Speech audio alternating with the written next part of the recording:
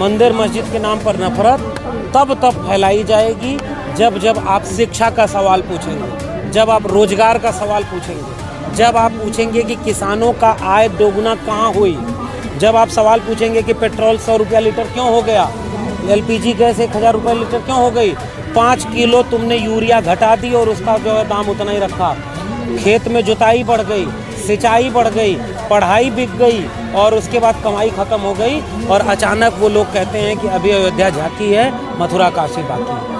इस देश के नौजवानों को और घर में टीवी देख रहे, व्हाट्सएप पर हिंदू मुस्लिम के जहर देख रहे लोगों को एक बार ठहर के सोचना है। आप अपने बच्चों को दंगाई बनाने के लिए तैयार कर रहे हैं तो आप स्कूल विश्वविद्यालय भेजना बंद कर दीजिए उनको, उन सबको बीजेपी का एजेंट बनाइए, उनकी पार्टी ज्वाइन कराइए। बजरंग दल, विश्व हिंदू परिषद, हिंदू युवा वाहिनी, हिंदू रक्षा दल और तमाम तरह के दल जो बने हैं ना, वो हिंदू राष्ट्र बनाने के लिए लड़ रहे हैं। आप अपने बच्चों की पढ़ाई लिखाई पर पैसा खर्च मत करिए, आप भूखे रह लीजिए, आप पेट्रोल मत भराइए, आप जो है सिलेंडर मत कराइए, आप जाइए उनको हिंदू राष्ट्र बनाने के लिए आगे बढ़ाइए। प्रोफेसर लक्ष्मण यादव हिंदू राष्ट्र का विरोध क्यों करते हैं? मैं हिंदू राष्ट्र का विरोध इसलिए करता हूं क्योंकि हिंदू राष्ट्र एक फेक नरेशन है। वो दलित, पिछड़ा, आदिवासी, वंचित, शोषित, कमेरा, श्रमजीवी विरोधी है। हिंदू कौन है, मैं सवाल ये पूछता हूं।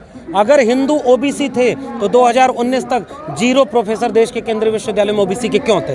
अगर दलित ओबीसी थे तो बताओ सुप्रीम कोर्ट के कितने जज दलित बने हैं? अगर दलित, पिछड़े, आदिवासी हिंदू हैं तो इनके प्रोफेसर 85% कहाँ हैं? इनके वकील 85% कहाँ हैं? इनके डॉक्टर, इंजीनियर 85% कहाँ हैं? किस बात का हिंदू राष्ट्र है? 85% इस देश की जमीन पर दलित, पिछड़े, आदिवासी का मालिकाना हक है क्या?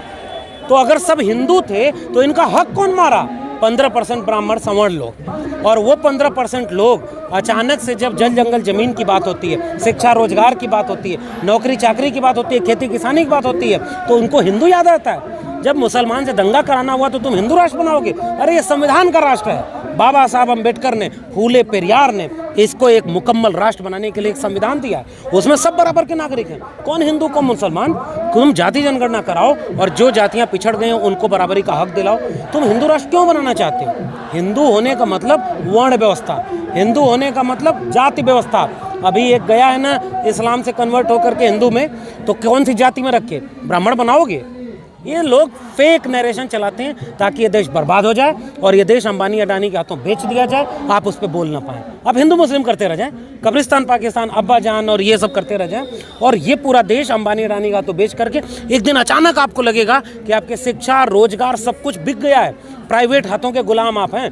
दिन भर मजदूरी करेंगे, शाम को ये मिलेगा। आपकी जेब में पैसा तो शिक्षा मिलेगी। यही है हिंदू राष्ट्र। हिंदू राष्ट्र में हाथरस होगा, हिंदू राष्ट्र में उन्नाव होगा, हिंदू राष्ट्र में 69,000 शिक्षक भर्ती घोटाले में आरक्षण खत्म कर दिया जाएगा। हिंदू राष्ट्र में दलित, पिछड़े, आदिवासियों को हर तरफ से मारा जाएगा, उनके घरों पर बुलडोजर चलाया जाएगा और अचानक दंगाई बना दिया जाएगा कि मथुरा काशी बाकी है, अभी चलो वहाँ जाने। अरे ये मोदी और अमित शाह का बेटा जो जय शाह है, उसको लेके जाओ मथुरा काशी में आंदोलन कराओ।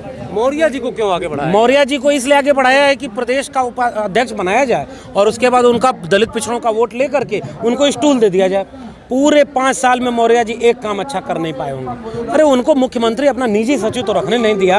अब अचानक से मौर्य जी कह रहे हैं कि जब 22 का चुनाव हो जाएगा तब विधायक दल के नेता चुनेंगे हम बाद में। अरे वो कह नहीं पा रहे हैं कि योगी आदित्यनाथ के नाम पर चुनाव लड़ेंगे। ये दलित, पिछड़े, आदिवासियों को मूर्ख बनाने के लिए कंधे का इस्तेमाल किया जाता है। दलित, पिछड़े, आदिवासियों का 2 जगह दंगा कराना हो तब, और या तो आपस में लड़वाना हो, इसलिए ये सब किया जा रहा है। उत्तर प्रदेश की जनता से, देश भर की आवाम से मेरा एक सवाल है, कहाँ गया 70 लाख नौकरी जो योगी आदित्यनाथ ने 5 साल में देने का कहा था? कहाँ गया वो पेट्रोल, डीजल, महंगाई, कमाई, सिंचाई, पढ़ाई, इन सब के मुद्दे कहाँ गए? वो मथुरा काशी के नाम पर आप केवल दंगाई बना रहे हैं अपने बच्चों को। अरे ऐसे लोगों को घर में घुसने मत दीजिए, मोहल्ले में घुसने मत दीजिए। किसानों ने सिखाया है आंदोलन कैसे किया जाता है। बदनाम हुए, 750 किसान शहीद हुए, झुके नहीं, 56 इंच वाले को झुका के रख दिया। कह रहा है कि तपस्या में कमी रह गई। जिस दिन इस देश के 85% हिंदू जो कहा जा रहा है वो दलित, पिछड़े, आदिवासी, मूल निवासी हैं।